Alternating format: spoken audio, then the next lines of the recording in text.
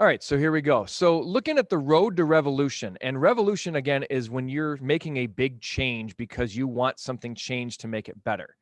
So in other words, this is the colonists' cry for independence. So we're looking at the years 1763 to 1775. Many of you might be familiar with the Revolutionary War or the War for Independence. And so we're looking at why did this war happen in the first place? Because nobody really wants war, but sometimes it's necessary.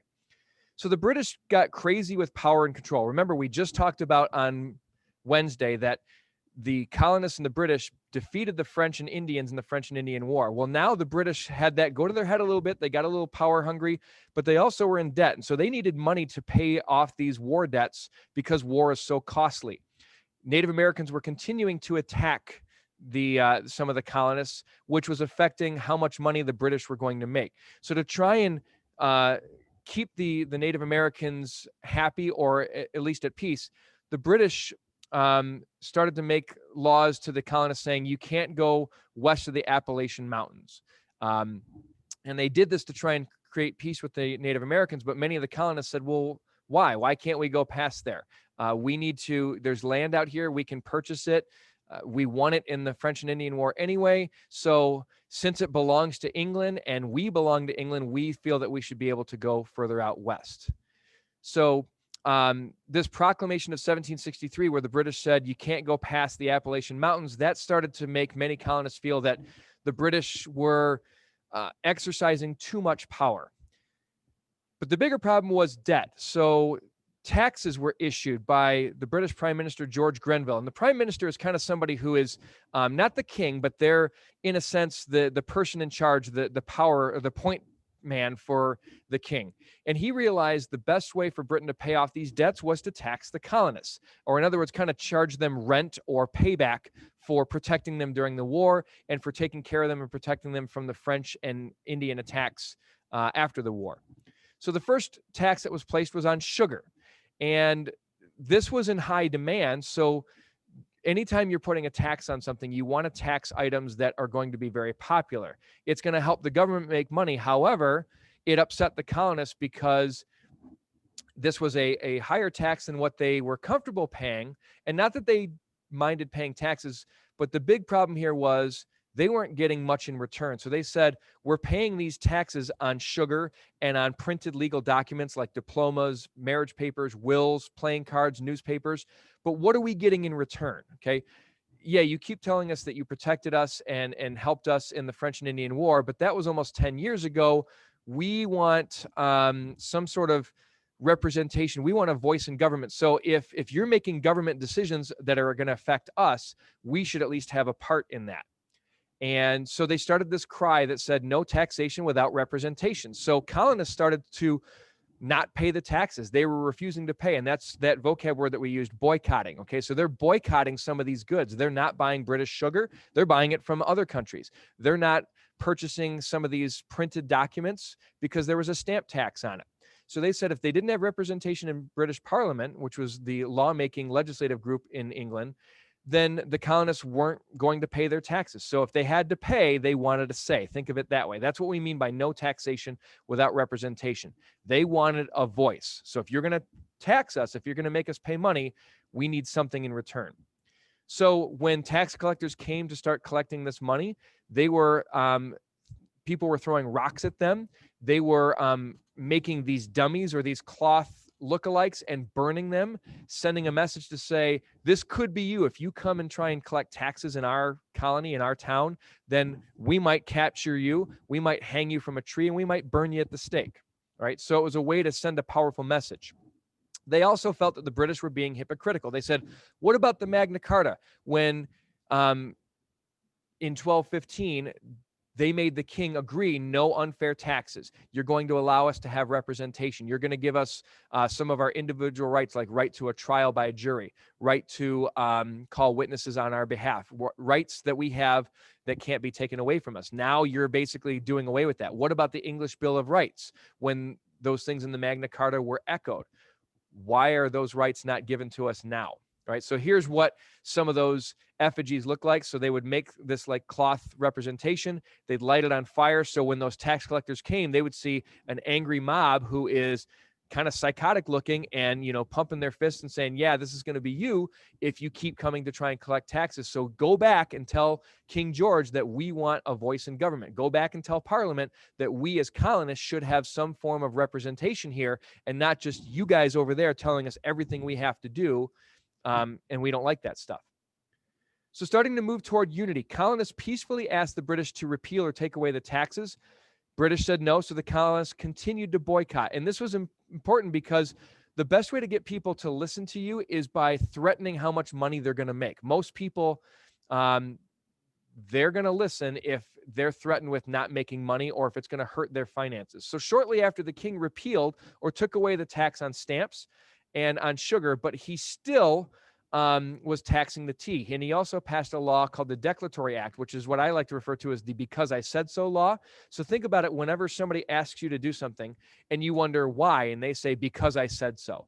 That's really what King George did in passing the Declaratory Act in 1763. He basically said, I can pass any law I want, and you have to follow it.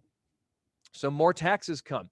He passed something called the Townshend Act, which were lower taxes, but they were still being taxed on tea. And the colonists said, you don't get it. It's not that we don't want to pay the taxes.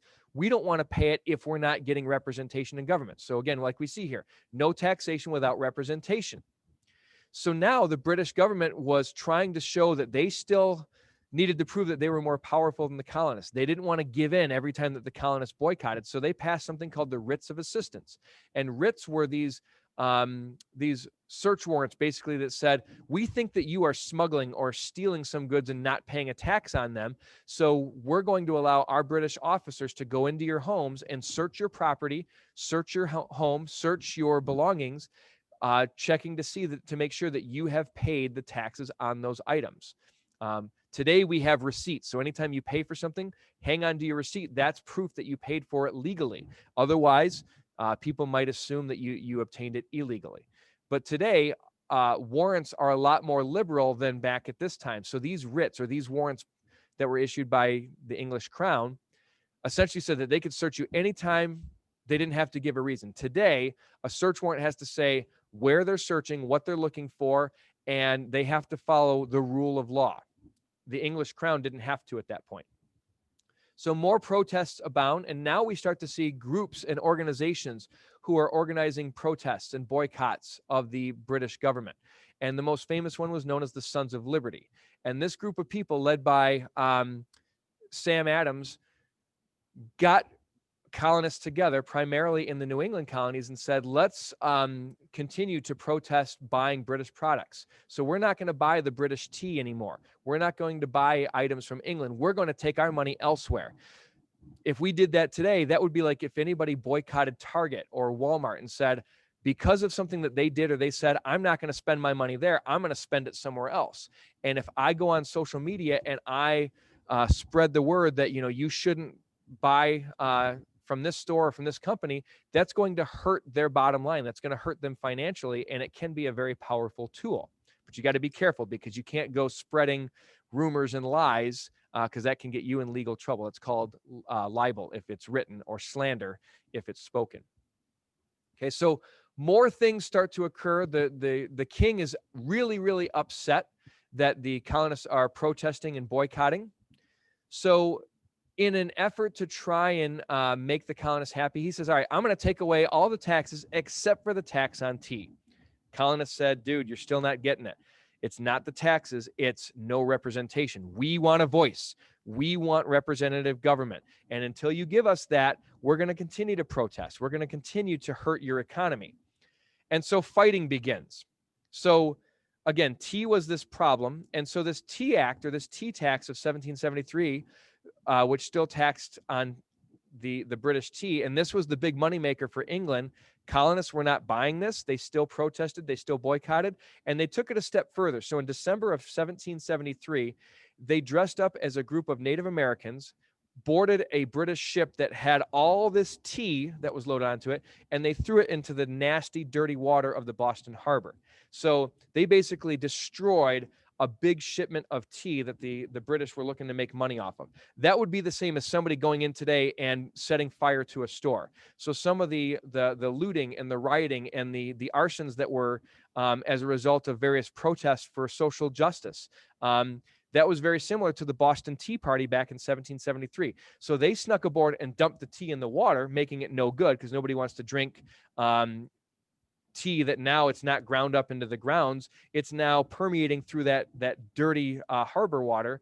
It's the same as somebody setting fire to or damaging or smashing a bunch of products in a store, and the store maybe had nothing to do with it. So the vendors who were trying to sell that tea, they may not work necessarily for the British government, but the British government was trying to make money by taxing it. So there are innocent people and innocent companies who are kind of caught in the crossfire here. Britain strikes back by passing those intolerable acts. So one of your assignments today was about the intolerable acts. So the king said, no longer can you use the Boston Harbor, so I'm shutting down your trade avenues. So you have to get permission from us to trade with anybody. So it would be like telling you today, if the government said you no longer are allowed to go and shop. If you're going to shop, you've got to go online and you got to buy it with special permission from the government. If we catch you shopping at any store, then you will be arrested. So essentially, that's what the king said here. If we find that you're using the Boston Harbor, if we find that you are trading without our permission, you will be arrested. He also took away their right to hold town meetings. So we said that one way that representative government was shown in the colonies was by these town hall meetings. The king said, no longer can you do that. Okay, I'm taking that right away from you. Any British person who is accused of a crime over in the colonies would now face trial over in England, which protected them.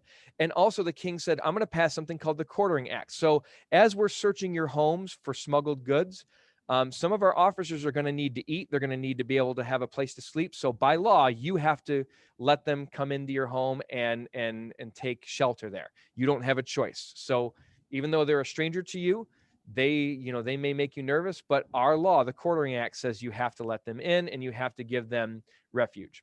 So this was the last straw. And so now we see a formal organization of what's called the First Continental Congress. So these representatives in the colonies said, we're going to get together. We're going to boycott British goods. We're going to train a militia, and we're going to get ready for war. So that kind of is the end of our notes for today.